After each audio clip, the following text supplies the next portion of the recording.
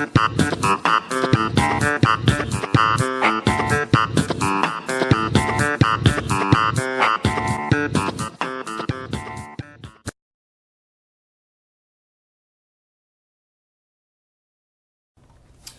à tous et bienvenue pour ce nouvel épisode qui portera sur Android. Salut Nico. Salut Jérémy. Vous avez certainement vu que ces derniers jours, il y a eu une étude qui a été publiée récemment qui parlait de la stabilité d'Android. Je ne sais pas si tu l'as vu Nico. Oui, j'ai vu l'article dans Metro News. Ok, donc ça parlait qu'Android finalement était meilleur au niveau stabilité que iOS, que Windows Phone et que BlackBerry. Ouais, c'est un nouveau test qui a été effectué par des ingénieurs. Donc bon, on va voir ce que ça donne. Voilà, alors on va peut-être revenir rapidement un petit peu sur Android, on va faire un historique. Donc Android a été créé en 2003 et racheté par Google en 2005. Petite anecdote, ceux qui savent certainement peut-être, c'est que Android était parti voir Samsung pour se faire acheter. Malheureusement, Samsung avait jugé le projet complètement Inutile. Voilà, inutile. Il ne tenait pas la route, c'était pas l'avenir du mobile. Mais Google a eu l'intelligence et a vu donc, le potentiel que pouvait avoir cette startup et donc l'a racheté en 2005. On note aujourd'hui 11 versions majeures, donc assez nombreuses. La dernière est... La dernière, c'est KitKat, c'est 4.4. Enfin, après, il y a 4.4.2, je crois. Et puis, nous allons voir aussi, il y a à peu près 2 semaines environ, Android a publié donc, une vidéo présentant Android Wear qui permettra facilement de porter Android sur les objets connectés. Je sais pas donc si tu l'as vu aussi cette vidéo. Oui, non pas la vidéo, mais j'ai vu l'article. J'ai vu un article, quelqu'un a traité ce fait. Donc il y avait Motorola qui montrait une montre avec Android dessus, qui présentait diverses fonctionnalités et on s'intéressera donc aux objets connectés aussi. Donc passons rapidement maintenant à la première partie que nous allons débattre. C'est tout simplement ce rapport qui apportait qui disait que Android était de plus en plus stable. Alors pour commencer, la question que j'aimerais te poser Nicolas, c'est quels sont les points forts de Android? Alors premièrement, Android, il est gratuit, il est open source. Il est simple d'utilisation. En gros, c'est tout ce qu'on demande d'un téléphone, quoi. Il a rien de plus ni de moins qu'un autre système comme iOS. D'accord. Donc peut-être la différence c'est au niveau de l'open source. La différence, déjà, surtout, c'est open source, mais surtout qui est gratuit. D'accord. Enfin, pour moi, c'est très important si un constructeur de téléphone veut construire un téléphone, il va plus facilement se tourner vers quelque chose de gratuit. Android, par exemple. D'accord. Donc par exemple, au niveau public, c'est-à-dire pour les gens de tout le monde, finalement, ça concerne pas trop l'open source. Est-ce que ça influe sur eux? Est-ce que ça a une action L'open source, ce sera plus pour les développeurs. Autrement, au niveau de la stabilité, c'est-à-dire au niveau de la sécurité par exemple, est-ce que tu penses que c'est un point fort? La sécurité, oui, tout à fait, parce que Google est en permanence met à jour son système en permanence. Donc finalement, non, Google n'a pas de faille, Android n'a pas de faille particulière comparée aux autres. Et au niveau du Google Play, peut-être que c'est une force au niveau du nombre d'applications? Oui, voilà, alors comme on disait, par exemple pour s'inscrire dans le Google Play, c'est gratuit. Alors que pour s'inscrire en tant que développeur chez Apple, ça sera 90 € par an. Donc les développeurs seront plus tournés à développer leurs applications et à ne rien payer plutôt que de payer. Oui. Voilà. Et puis pour le grand public, il y a un très large choix d'applications, plus de 700 000. Oui, voilà, on s'approche de l'Apple Store. Voilà. De l'App Store. Ok. J'aurais une deuxième question donc, à te poser, Nicolas. C'est à partir de quelle version, finalement, Android est devenu stable? Alors, en tant qu'utilisateur d'Android, alors j'ai eu la version 3. La version 3 me semblait déjà un peu plus stable que les versions précédentes, mais ça y restait quand même sur certains appareils des sortes de petits ralentissements au niveau de l'interface. Et là, on a vu la création, Android a publié, a sorti Android 4.0, c'est la version Ice Cream Sandwich, hein. Oui. C'est ça. Et alors là, ça a été une révolution, stabilité, performance, rapidité, tout ce qu'on peut demander d'un. Enfin voilà quoi, enfin, vraiment j'ai ressenti cette différence. D'accord. D'ailleurs, avec Ice Cream Sandwich, juste après 4.1, il y a eu la sortie de la Nexus 7 qui a promulgué donc cette stabilité justement. Je sais pas si tu te Voilà, rappelles. donc une tablette low cost, pas très chère, avec un système tout à fait stable, tout à fait performant. Et ça y est, c'était la première fois, hein, parce qu'avant, toutes les tablettes que sortaient toutes les tablettes pas chères, elles avaient un système qui ralentissait parce qu'il n'y avait pas assez de mémoire ou non, le processeur pas assez puissant pour faire tourner Android. D'accord. Et puis la version qui est la pire, d'après toi? La pire version? La pire, bah, ça a été la version 2.3. Enfin, non, d'après mes souvenirs, après les statistiques. Ouais. D'après l'étude, c'était 2.3. Enfin, à partir de la 2.0, c'était pas encore ça. Ouais, voilà. Depuis la 2.0, on avait déjà, c'était pas très beau. Il voit Mhm. l'interface. C'était assez emmêlé, voilà, c'était pas clair. D'accord.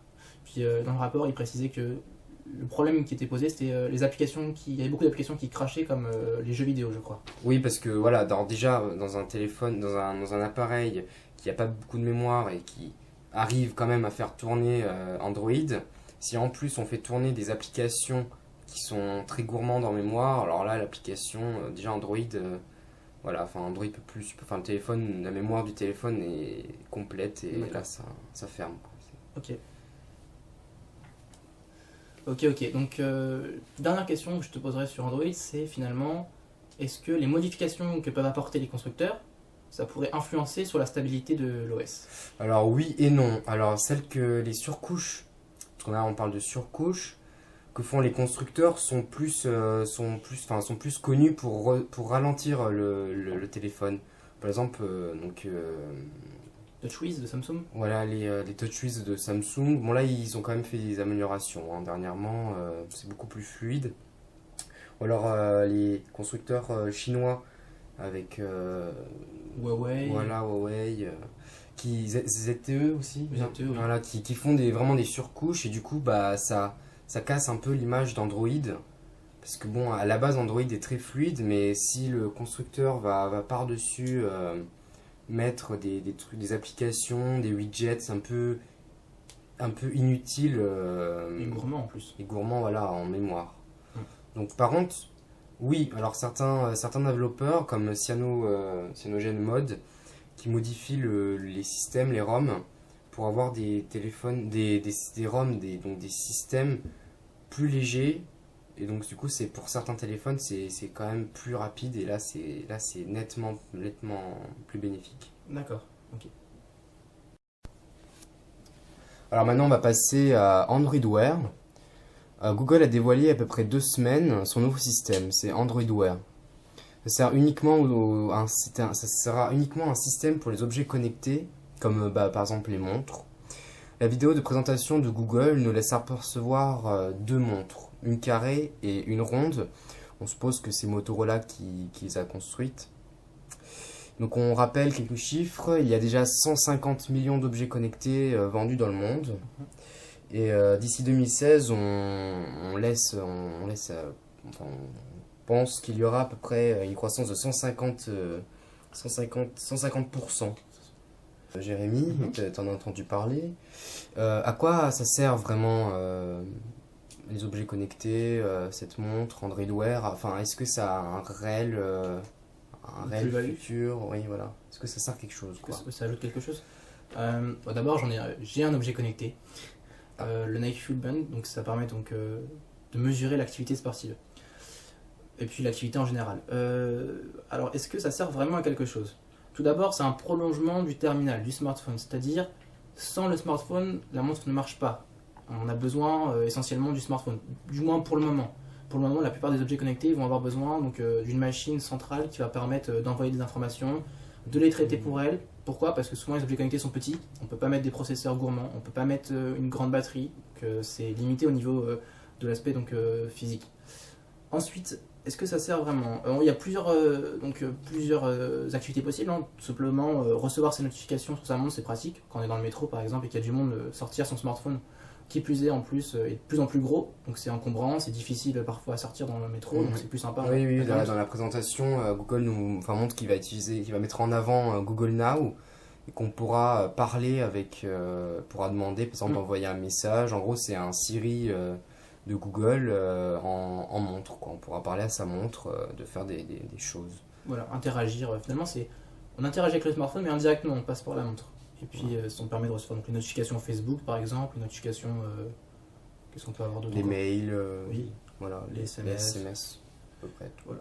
Puis ça permet aussi, donc après, c'est tout le côté sportif, hein, c'est le quantitative self, donc c'est-à-dire c'est quantifie tous les mouvements, toute l'activité qu'on a faite autour toute la journée. Du coup, si on a fait du sport, on gagne des points, ça permet de motiver, ça mesure l'activité, ça permet de savoir si on se dépense bien, si on a beaucoup marché, puisque comme comme beaucoup de personnes veulent le savoir, on doit faire un certain nombre de pas pour être en bonne santé, tout cet aspect-là. Et puis on peut se demander si plus tard, les constructeurs ou les développeurs vont pas fabriquer une sorte de carnet numérique. Je sais pas si tu vois ce que je veux dire. Non, on arrive vraiment dans un futur, un peu comme dans un film de science-fiction, avec tout est contrôlé, géré par nos appareils, quoi. C'est vraiment. Voilà. Ça nous permettrait de savoir combien de calories on a brûlé quand on a fait du sport. Et est-ce que c'est vraiment utile pour quelqu'un comme toi qui aime le sport, là? Est-ce que si on servirait tous les jours ça, d'un côté, il faut que l'appareil soit précis. Si c'est pas précis, ça sert strictement à rien. Parce que si ça nous dit on a fait 3000 pas et finalement en vérité on en a fait que 1500, c'est pas très utile. Enfin, faut que ce soit déjà assez précis. Après, ça va se mettre à jour. Hein. Ça va être modifié, arrangé. Je pense pas que. Mais je pense que ça peut être intéressant. Puis si, d'après les rumeurs, parce que Apple aussi devrait sortir une montre connectée, et puis certaines rumeurs annoncent que la montre carrément pourrait prendre le taux de glucose, le taux de sodium. Donc toutes ces informations qui peuvent être parfois pertinentes pour l'utilisateur, pour savoir s'il mange correctement. Et puis si quelqu'un qui a le diabète, c'est peut-être important de savoir si son taux de glucose est faible, important. Ça permettrait de mettre des alertes directement sur sa montre. Voilà. C'est vrai, oui, c'est vrai. Ça peut être intéressant. Et ensuite, je dirais que ça doit être un objet. Ça se porte au poignet, donc il faut que ce soit beau, que ce soit joli, design. Ça peut être en plus un côté un peu mode. Oui, est-ce que les objets connectés considères-tu que les objets connectés sont un peu comme des gadgets, de luxe? De luxe. Est-ce que les marques de luxe vont sortir des montres comme ça, d'après toi? Très bonne question. C'est très bonne question, parce qu'il y a une rumeur, encore une fois, qui annonçait que Apple irait du côté des Suisses pour construire sa montre. Donc ça montrerait que les Suisses ayant un savoir-faire fabriqueraient la montre d'Apple, et ça ajouterait la plus-value, parce que ce serait joli, ça serait suisse, et donc ça serait cher. Voilà. Cher. Cependant, par exemple, il y a des bracelets qui ont été annoncés donc, au Mobile World Congress, donc cette année. On a vu des bracelets qui allaient sortir, par exemple du côté de Huawei, à partir de 80€. Ça reste attractif et pas cher. Voilà, donc il y aura vraiment tout, quoi. Sur les bancs, le banc d'achat, on pourra vraiment tout choisir entre le luxe et le low cost. Voilà. Il y a Samsung qui a présenté son bracelet connecté, je sais pas si tu l'as vu. Oui, ça reste assez cher, d'après moi, ça reste assez cher. Ça va rester très cher. Autrement, qu'est-ce qu'on peut dire? Est-ce que c'est un objet de luxe en plus? Ça apporte pour moi, ça va apporter un plus, un ajout. Ce sera pas forcément pour tout le monde très important. Oui, ce sera plus un gadget. Mais je pense qu'on peut venir vite accro à ça. Hein. Oui, le fait de voir tout le temps, de voir tous les soirs un petit peu ce qu'on a fait, ce qu'on a mangé, si on a pris, si on a bu assez tôt, si on peut savoir par exemple si on s'est bien hydraté, s'il n'y a pas trop de sucre. Enfin, ça peut être intéressant. Ça peut être intéressant. Et puis je dirais, pour terminer sur ça, ça peut être un atout pour la motivation. Quelqu'un qui veut perdre du poids, il a ça au poignet. Et puis il voit ses points ou son score d'activité, il a perdu beaucoup de calories, ça peut lui dire demain j'en ferai encore plus, ou je sais pas, ce soir il voit il a pas fait assez, et puis il se dit ce soir je vais faire une petite course, un petit footing pour perdre un peu plus de calories. Voilà. Donc enfin on peut dire que Android se met à jour et devient de plus en plus stable en restant totalement gratuit et open source. On peut dire qu'il prolonge son système par des objets connectés comme une montre ou peut-être, on sait jamais, une télé sous Android Wear. Voilà. Donc on arrive à la fin de ce nouveau dossier. Merci de nous avoir suivis. Salut Nico. Salut Jérémy. Au revoir à tous. Au revoir.